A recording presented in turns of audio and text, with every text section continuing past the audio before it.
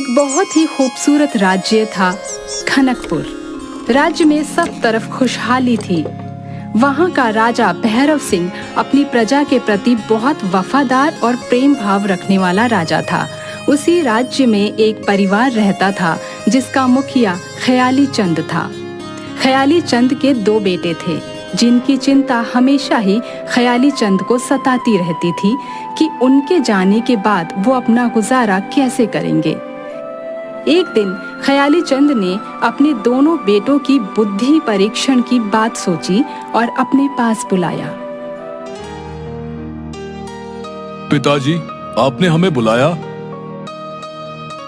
आओ बेटा, जैसा कि तुम दोनों जानते हो, अब मेरी सांसें कभी भी थम सकती हैं। तो आखिरी समय में चैन से मैं मर सकूं, इसलिए सोचा कि आप दोनों मेरे जाने के बाद अपनी बुद्धिमत्ता से जीवन यापन कर पाओगे या नहीं, मैं अपनी आंखों से ये देखना चाहता हूं। पिताजी, अगर आप बुद्धि परीक्षण या कुछ इससे संबंधित कार्य करने को कहोगे तो मेरा ख्याल तो मन से निकाल दीजिए, क्योंकि मैं तो अपनी पहलवानी में ही खुश हूं। और दिमाग का प्रयोग ना पिताजी, आप छोटे से जो बन पाए वो करवा लीजिए। और ये बोलकर चमन अपना मुद्गल उठाकर अखाड़े में जाकर व्यायाम करने लगा। बेटा रोशन, चंदन तो पहलवानी कर अपना गुजारा कर लेगा, लेकिन तुम्हारा क्या होगा? पिताजी, आपका रोशन ही तो है जो आपका नाम रोशन करेगा। मैं कोई छोटे मोटे काम नहीं करने वाला, राजा का सलाहकार बनूंगा पिताजी।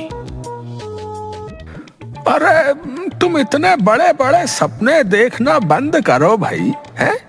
और कोई काम सीखना शुरू कर दो ताकि कल को कोई तुम्हें लड़की दे सके और तुम अपने परिवार का भरण पोषण कर सको, समझे? पिताजी, बनूंगा तो मैं सलाहकार ही, चाहे कुछ भी हो। अच्छा ठीक है, तो फिर दो अपनी बुद्धि का इम्तिहान, ताकि मुझे तसल्ली हो जाए कि तुम राजा भैरव सिंह के दरबार में सलाहकार बनने के लायक हो। हाँ हाँ पिताजी, जो आप बोलोगे मैं वो करूंगा, कहिए आप। तुम्हें अपनी बुद्धिमत्ता साबित करने के लिए 3 पड़ाव पार करने होंगे, जिसमें सबसे पहले किसी समझदार लड़की से शादी करनी होगी। उसके बाद क्या करना होगा पिताजी? दूसरा पड़ाव पहला पड़ाव पार करने के बाद बताऊंगा, पहले इसे पूरा करो। जैसा आप कहें पिताजी। और घर से बाहर निकल जाता है। अब देखता हूँ बिना काम काज के शादी कैसे रचाता है, सब अकल ठिकाने आ जाएगी। इधर रोशन राज्य के एक जमींदार के खेत में काम कर रही कुछ औरतों को देखकर, अब आपसे एक बात करनी है, बहुत जरूरी। जी बोलिए, क्या बात करनी है? मेरा नाम रोशन है और मैं पास ही में रहता हूँ। आपसे शादी करने का प्रस्ताव रखना चाहता हूँ। शादी का प्रस्ताव? हाँ, आप क्या काम करते हैं श्रीमान? मैं राज दरबार में सलाहकार नियुक्त होने वाला हूँ। क्या? अपनी हालत देखो पहले, कुछ भी बोले जा रहे हो। राज दरबार में सलाहकार? चलो निकलो यहाँ से, हमें काम करने दो। बड़ा आया शादी करने वाला। और सब औरतें हंसने लगती हैं।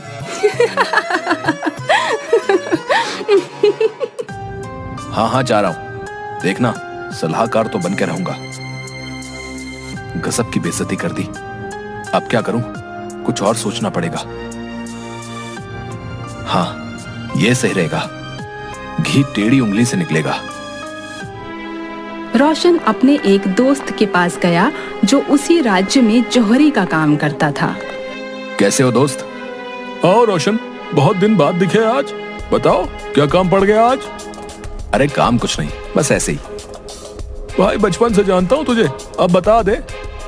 अरे मुझे कुछ सोने के सिक्के चाहिए जो तुम्हें शाम तक वापस लौटा दूंगा। अच्छा, शाम तक लौटा भी देगा? ऐसा क्या करेगा भाई? वो बाद में बताऊंगा यार। तेरे लिए भाभी लाने का विचार है। बस कर, अब बड़ी बड़ी मत हाँक। ये ले, लेकिन शाम तक लौटा देना। रोशन वहां से सिक्के लेकर एक पनघट पर जा पहुंचा और वहां उसने देखा एक सुंदर सी लड़की पानी भर रही थी और रोशन उसके सामने से गुजर गया और एक एक करके सोने के सिक्के गिराता जा रहा था। अरे हाँ, इस बेचारे राहगीर की कमाई तो गिर रही है, मुझे इसे बताना चाहिए। अरे अरे सुनो, आपके सिक्के तो गिरते जा रहे हैं। रोशन उसकी आवाज सुनकर अनसुना कर आगे बढ़ता रहा।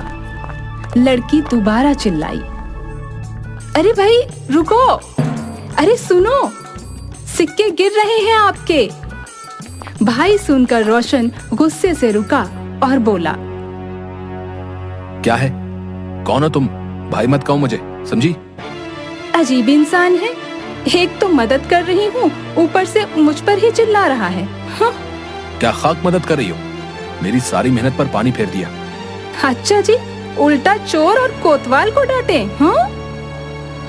और नहीं तो क्या, पूरे 2 साल बाद मुझे पसीना आता है जो गिरते ही सोना बन जाता है। अभी बस मुझे पसीना आना शुरू ही हुआ था कि तुमने मुझे टोक दिया। क्या सच में? ऐसा है तो तब तो तुम बहुत ही अमीर इंसान होगे। हाँ, घर गृहस्थी सब बढ़िया होगा। हाँ? और नहीं तो क्या। अब जाने दो मुझे, कहीं ऐसा मत बोल देना कि मुझसे शादी कर लो। वैसे इतनी भी बुरी नहीं हूँ मैं, आप मुझसे शादी कर अपना घर बसा सकते हैं श्रीमान। नहीं नहीं, ऐसा नहीं हो सकता, मैं जा रहा हूँ। देखो, मैं तुम्हारी अर्धांगिनी बनकर रहूंगी, मुझे अपने साथ ले चलो। रोशन की तो मनचाही बात हो गई और दोनों ने मंदिर में जाकर शादी कर ली। उसके बाद अपनी पत्नी को लेकर वो घर आ गया। पिताजी देखो, आपके लिए बहू लाया हूँ। अरे अब तुझे लड़की कैसे मिल गई? आप इस घर में रहते हैं? आप तो बहुत बड़े धोखेबाज हो। आपने मुझसे कहा कि आप तो बहुत अमीर हो, सब कुछ है आपके पास। अरे भाग्यवान, तुम देखती जाओ, बहुत जल्दी मैं राज दरबार का सलाहकार बनने वाला हूँ। हाय, मैंने तो अपने कर्म फोड़ दिए, पता नहीं कब बनोगे आप सलाहकार। पिताजी, अब मेरा अगला पड़ाव क्या है?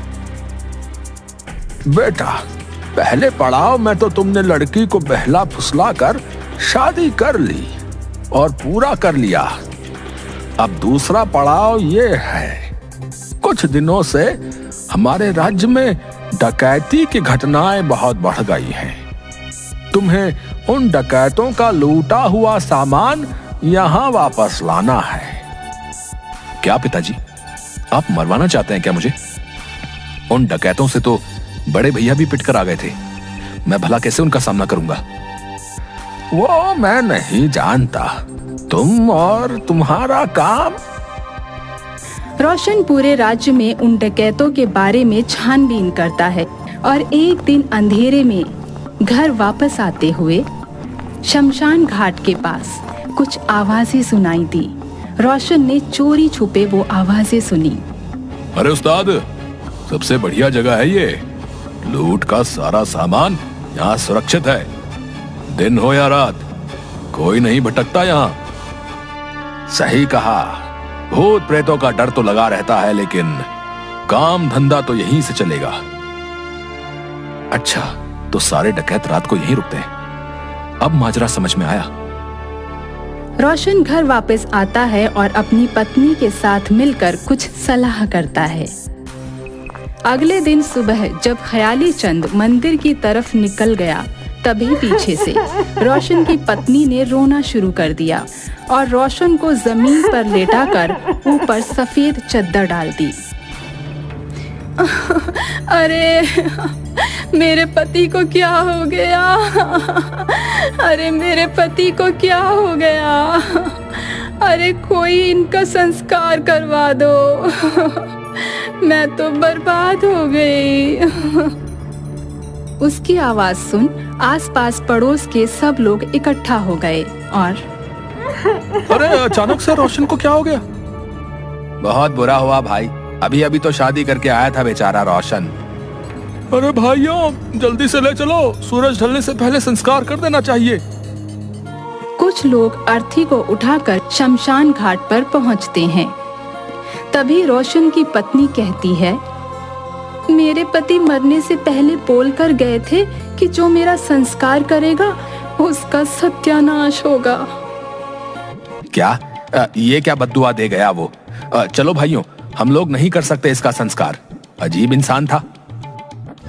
और सब लोग उसकी अर्थी को शमशान घाट पर छोड़कर भाग गए। उनके जाने के बाद उसकी पत्नी एक पेड़ पर जा चढ़ी। अंधेरा होने पर 5 डकैत वहां पर आए और शमशान घाट पर अर्थी देखकर, अरे ये क्या बला है, इस अर्थी का संस्कार क्यों नहीं किया किसी ने? उस्ताद पता नहीं, कोई अभागा लगता है जिसको अग्नि भी नसीब नहीं हुई। चलो फिर इसका संस्कार तुम लोग कर दो, जो सामान चाहिए लेकर आओ। उनमें से 2 डकैत जाकर सामान लेकर आते हैं और जैसे ही 5 डकैत उस अर्थी के पास आते हैं, पेड़ के ऊपर से आवाज आती है, जितने आपने कहा था पूरे उतने ही हैं। ये सुनकर अर्थी पर लेटा हुआ रोशन बैठ गया। मुंह पर सफेद चद्दर और शमशान में अर्थी सब देखकर डकैतों की हालत पतली हो गई। पूरे 5 होने चाहिए, जितने मैंने कहा था। हाँ हाँ, पूरे उतने ही हैं। ये कोई भूतों की माया है, अपनी जान बचाओ। सब डकैत आनन फानन में सब कुछ छोड़कर वहां से भाग गए। उनके जाने के बाद रोशन अपनी पत्नी से, आ जाओ भाग्यवान, पेड़ से नीचे आ जाओ, काम हो गया है। एक बात तो है, शादी मैंने चतुर और चालाक इंसान से की है। अब इतनी तारीफ भी सही नहीं है। चलो डकैतों का सारा सामान उठाओ और पिताजी के पास चलते हैं, वो चिंतित होंगे। पिताजी, आपका दूसरा पड़ाव भी पार कर लिया, अब अगला पड़ाव क्या है? बेटा, 2 पड़ाव पार कर तुमने साबित कर दिया है कि तुम सच में राज दरबार के सलाहकार बनने के लायक हो। अब तुम्हारा अगला पड़ाव राज दरबार में अपने आप को उचित सलाहकार साबित करना ही है। जाओ बेटा, मेरा आशीर्वाद तुम्हारे साथ है। पिताजी, आपके विश्वास को मैं कायम रखूंगा और जल्दी ही अपना यह पड़ाव भी पार कर लूंगा। उसके बाद रोशन राजमहल की तरफ निकलता है। महामंत्री जी, आज पूरे 2 माह बीत चुके हैं, लेकिन अभी तक कोई ऐसा समझदार व्यक्ति नहीं मिला जो हमारे राज दरबार में मुख्य सलाहकार के पद को संभाल सके। क्षमा महाराज, लेकिन कल एक आखिरी आयोजन है जिसमें महल के प्रांगण में मैंने प्रजा में से सलाहकार पद के उम्मीदवारों का आयोजन किया है, जिसमें हम कुछ बिना जहर के सांपों को वहां छोड़ेंगे।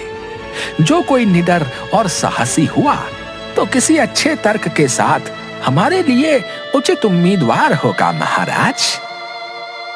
कल इसका फैसला भी हो जाएगा महामंत्री। सभी उम्मीदवार खुले मैदान में खड़े हैं, जिसमें रोशन भी शामिल है। मैदान के पीछे एक दीवार है जिसे कोई भी आसानी से फांद सकता था। ऊंचे मंच पर महाराज भैरव सिंह और कुछ मंत्रीगण विराजमान हैं। योजना अनुसार मंत्री जी ने भीड़ को देखकर सपेरे को सांप छोड़ने का आदेश दिया। अरे सांप, भागो! बाप रे, बहुत जहरीला सांप है, भागो भैया भागो! सब तरफ अफरा तफरी मच गई। सब लोग दीवार फांद के मैदान से बाहर हो गए। सिर्फ रोशन मैदान में खड़ा रहा और सांप उसके आसपास से निकल रहे थे। क्या नाम है तुम्हारा साहसी पुरुष? मेरा नाम रोशन है। क्या मैं जान सकता हूँ कि तुम्हें मौत से भय क्यों नहीं है? मंत्री जी, मौत से भला कौन नहीं डरता, लेकिन यहां पर बात विश्वास और हौसले की है। हम बचपन से महाराज की छत्र छाया में पले हैं और एक पल में ये कैसे सोच लें कि वो हमारी जान बिना किसी वजह के ले सकते हैं। मेरा अपने राजा के प्रति अटूट विश्वास यहां खड़े रहने की वजह है। बहुत खूब रोशन, तुम सच में एक निडर और समझदार इंसान हो। तुम सलाहकार पद के लिए हमारे राज्य के सबसे योग्य प्रतियोगी हो। महामंत्री जी, हमारी तलाश खत्म हुई। धन्यवाद महाराज। मेरा बचपन का सपना कि राज दरबार का सलाहकार बनूंगा पूरा हुआ। इसके बाद रोशन के पिता और उसकी पत्नी सब लोग राजमहल में बने सलाहकार के कक्ष में रहने लगे और रोशन अपनी राज्य की सेवा में लग गया। किसी ने सच कहा है कि अगर किसी चाह को तुम सच्चे दिल से मांगो और उस पर कार्य करो तो अवश्य तुम पा सकते हो, जैसा कि रोशन ने अपने सपने को सच कर दिखाया।